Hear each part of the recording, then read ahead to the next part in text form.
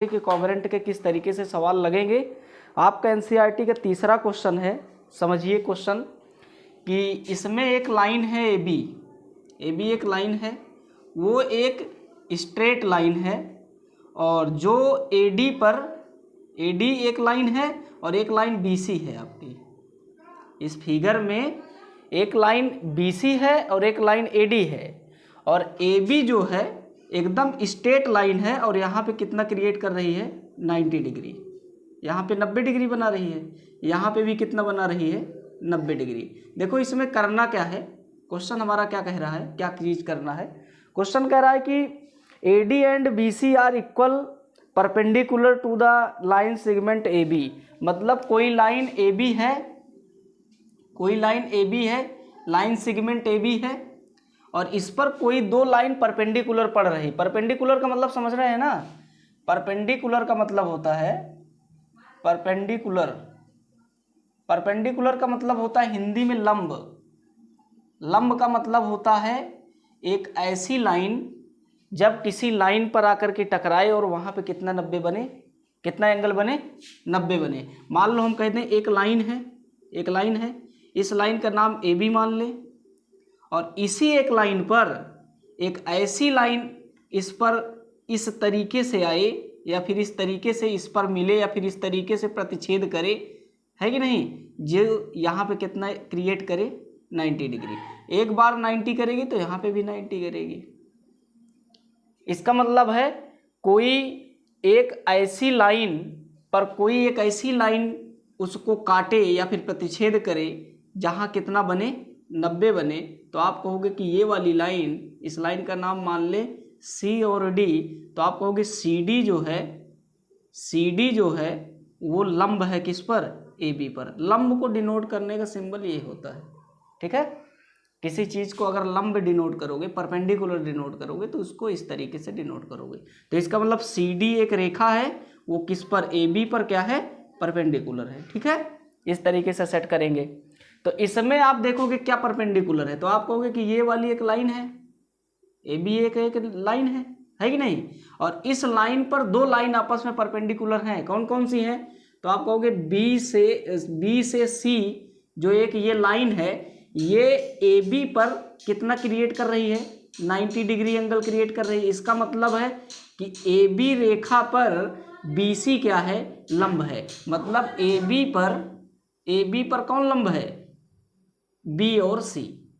ऐसा करेंगे, है कि नहीं। इसी तरीके से इसी वाली लाइन पर ये वाली लाइन भी है कि नहीं। तो इसका मतलब ऐसे कह सकते हैं कि AB एक लाइन है, इस पर भी परपेंडिकुलर है कौन, AD। AB तो AD है, इसका मतलब यहाँ पे भी 90 बन रहा है, यहाँ पे भी 90 बन रहा है। आगे देखिए क्या कह रहा है, दो लाइन जो AB पर क्या बना रही है, 90-90 बना रही हैं। आगे कह रहा है कि so that CD bisect AB। मतलब CD जो है, CD जो है AB को क्या कर रहा है, बाइसेक्ट कर रहा है, काट रहा है। इस बात को जरा बताइए, है कि नहीं। बाइसेक्ट का मतलब है काट देना। और देखो इस वाली लाइन को कौन सी लाइन काट रही है, C और D काट रही है। देखिए इसमें सबसे पहले प्रूफ डेट में हमने बताया था क्या क्या चीज़ें लिखनी चाहिए। तो आप सबसे पहले इसमें लिखिए गिवन क्या है। तो क्वेश्चन के अकॉर्डिंग आप इसमें गिवन लिखोगे, तो सबसे पहली पॉइंट इसमें लिखोगे प्रूफ डेट में गिवन कैसे लिखा जाता है। तो आप यहाँ पे लिखिए गिवन, गिवन लिखिए। गिवन कैसे लिखा जाता है, अकॉर्डिंग टू क्वेश्चन। आप क्वेश्चन देखिए गिवन क्या क्या चीज़ है। तो इसमें देखो गिवन में लिखोगे कि AB, AD और BC आर इक्वल परपेंडिकुलर। क्या कह रहा है, AD और कौन सा, BC आर इक्वल परपेंडिकुलर। मतलब क्या है, इसका मतलब ये है कि जो AB और AD है वो समान, जितना इसकी लेंथ है उतनी इसकी लेंथ है। यहाँ पे देखो ऐसा भी लगाया है। इसका मतलब ये है कि आपका क्वेश्चन ही कह रहा है कि AD जो है वो इक्वल है किसके, BC के। इसके नीचे लिख लेना AD इक्वल किसके, BC के। ये बात क्वेश्चन ही कह रहा है, और ये कह रहा है कि इक्वल परपेंडिकुलर लाइनें हैं दोनों आपस में। आगे कह रहा है कि सो डैट अब दिखाना है आपको। अच्छा, AB पर, AB एक लाइन है, AB एक लाइन है, AB लाइन पर CD जो लाइन है वो O पर क्या करती है, इसको बाइसेक्ट करती है कि नहीं। CD लाइन AB को बिंदु या पॉइंट O पर क्या करती है, प्रतिच्छेद करती है। इसका मतलब यही बात तो दिखानी है कि जो CD रेखा है, CD लाइन है, वो AB को किस किस बिंदु पर प्रतिच्छेद कर रही है। अगर प्रतिच्छेद कर रही है, बाइसेक्ट कर रही है, तो इसका मतलब बराबर बराबर भी इक्वल में कर सकती है, बराबर नहीं भी कर सकती। ये तो फिर आप नियम लगाने के अकॉर्डिंग पता चलेगा कि क्या इसमें जो ये पार्ट निकल कर आ रहा है, ये वाला पार्ट, क्या ये दोनों इक्वल है। अगर इक्वल है तो इक्वल भी हो सकता है, इक्वल नहीं है तो इक्वल भी नहीं हो सकता। इसका मतलब हम यहाँ पे सेट करेंगे, देखते हैं कौन से नियम के अकॉर्डिंग हम इस बात को सेट कर सकते हैं। आइए देखा जाए। तो देखो, इसमें सबसे पहले लिखोगे, ये बात दी है, इसके बाद लिखो proved date. Prove date, prove date में आप लिखिए। प्रूव डेट में मतलब प्रूव क्या करना है, तो आप कहोगे कि CD बाइसेक्ट किसको, AB को। तो यहाँ पे लिखोगे CD क्या कर रही है, बाइसेक्ट कर रही है ना। किसको बाइसेक्ट कर रही है, AB को। AB को CD बाइसेक्ट कर रही है, इस बात को दिखाना है, ठीक है। अब हम आगे चलेंगे सलूशन पर, किस तरीके से सलूशन किया जाए जो ये बात सिद्ध हो पाए। सलूशन पे आओगे, सलूशन पे सबसे पहले लिखोगे कि आप ये देखोगे कि इसमें दो ट्रायंगल नजर आ रहा है। एक ट्रायंगल का नाम है BOC और एक ट्रायंगल का नाम है AOD, है कि नहीं। आप दोनों ट्रायंगल में गौर से देखिएगा तो आपको यहां से पता चलेगा कि in triangle BOC and triangle AOD में, इन दोनों में जरा देखिए क्या हम बताना चाहते हैं। हम कह रहे हैं कि यदि ये रेखा या फिर लाइन इस लाइन को बाइसेक्ट कर रही है, इसका मतलब इसमें दो तीन एंगल्स आपस में क्रिएट हो जाएंगे, बन जाएंगे। कौन कौन से एंगल हैं, आप कहोगे कि अगर कोई एक लाइन इस तरीके से किसी लाइन को इस तरीके से बाइसेक्ट करे तो इसमें अल्टरनेट एंगल, जिसको वर्टिकल अपोजिट एंगल बोलते हैं, ये वाला एंगल बनता है कि नहीं बनता। इसका मतलब ये वाले एंगल भी आपस में बराबर होते हैं।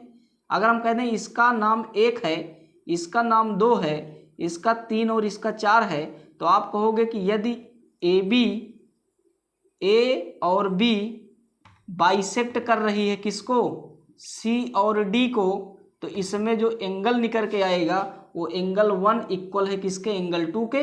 बगल लिख देना वर्टिकल अपोजिट एंगल, ठीक है। और इसमें लिखोगे एंगल 3 इक्वल टू एंगल 4, किसके अकॉर्डिंग, वर्टिकल अपोजिट एंगल के अकॉर्डिंग। इसका मतलब इसमें भी तो दो एंगल निकल के आएगा, एक एंगल यहाँ पर और एक यहाँ पर, क्योंकि ये वाली लाइन इस वाली लाइन को क्या कर रही है, काट रही है कि नहीं, बाइसेक्ट कर रही है। यहाँ पे भी तो एक एंगल निकलेगा यहाँ पर और एक यहाँ पे निकलेगा, ये वाला एंगल। तो हमको इन दोनों से नहीं मतलब है, ये दोनों एंगल क्यों हम नहीं ले रहे हैं, ये वाला बाहर वाला और ये वाला, क्योंकि ये किसी फिगर में नहीं इंक्लूड है। हमारा इधर कोई ना ट्रायंगल थोड़ा ना बन रहा है, ट्रायंगल तो ऊपर बन रहा है, नीचे बन रहा है। इसका मतलब ये है कि हमको ये वाला एंगल और ये वाला एंगल लेना है बस। तो आप इसमें लिखोगे, इतने के बाद आप इसमें ये बात लिखोगे कि AD इक्वल टू किसके, BC के। साइड में लिख देना गिवन, गिवन है ना, ये क्वेश्चन में गिवन है कि AD इक्वल है किसके, BC के। ये वाली साइड इस वाली साइड के इक्वल है, ये तो बता ही दिया है क्वेश्चन ही हमारा, ये दोनों क्वेश्चन ही बता दिया है कि हाँ ये इक्वल है। आगे देखिए, अगर ये दोनों इक्वल है तो इसका मतलब है इसमें एक एंगल, बात समझिए कौन सा है, एक एंगल यहाँ पे 90 बना रहा है। तो आप कहोगे कि AB पर, लाइन AB पर कौन है परपेंडिकुलर, BC परपेंडिकुलर है। लाइन AB पर कौन परपेंडिकुलर है, BC है, तो इसका मतलब BC परपेंडिकुलर टू लाइन कितना, AB पर। अगर लाइन BC लाइन AB पर परपेंडिकुलर है, इसका मतलब कितना डिग्री बना रही है, 90 डिग्री। तो यहाँ से आप कहोगे OBC इक्वल टू 90 डिग्री। यहाँ से कहोगे एंगल OBC इक्वल टू कितना, 90 डिग्री। कब, जब BC create 90 degree on the AB, तो आप कहोगे कि हाँ भैया परपेंडिकुलर है, परपेंडिकुलर होगा तब 90 बनेगा। इसमें देखिए एक थ्योरी निकल के आई। अगर आप इसी तरीके से ऐसे कहिए कि AB पर ये जो AD है ये भी परपेंडिकुलर है, तो इसके नीचे लिखिए कि AD परपेंडिकुलर है किस पर, AB पर। तो यहाँ से एक बात और आपको समझ में आएगी कि अगर ये दोनों आपस में ये परपेंडिकुलर है, तो इसका मतलब ये एंगल भी 90 है। इस एंगल का क्या नाम है, तो आप कहोगे OAD। इसका मतलब एंगल OAD भी क्या है, 90 डिग्री है। अब देखो कौन कौन 90 है, ये 90 है, ये 90 है, इसका मतलब दोनों आपस में बराबर है। यहाँ पे कह सकते हो angle OBC is equal to किसके, एंगल OAD इक्वल टू कितना, 90 डिग्री, ऐसा कह सकते हैं। आगे देखिए, इसके बाद आगे क्या करेंगे।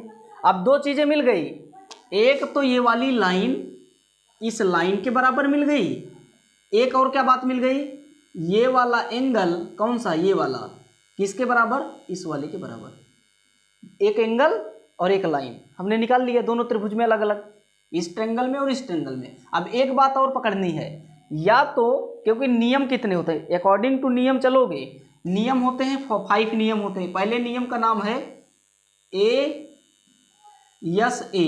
पहला नियम था। सेकंड नियम हमारा क्या था, सेकंड नियम था यस। इसी तरीके से थर्ड नियम क्या था, थर्ड नियम था AA।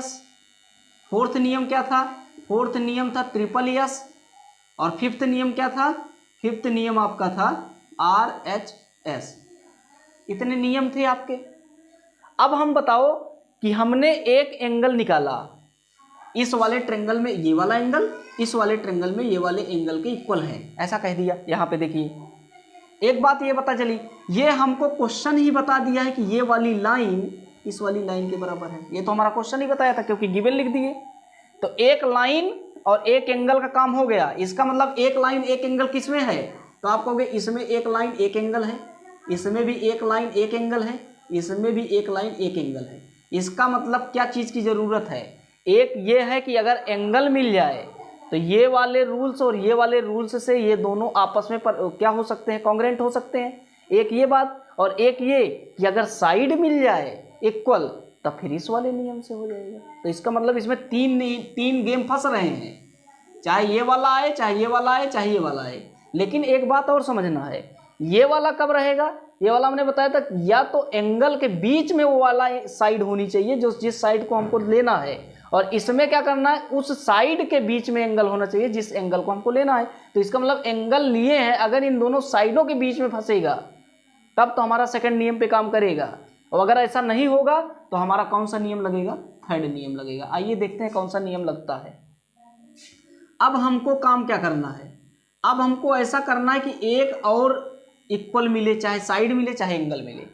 तो एक एंगल तो हमने ये वाला इक्वल निकाला है, एक एंगल ये वाला नहीं निकाला भी। तो इसको लिखिए आप यहाँ से कि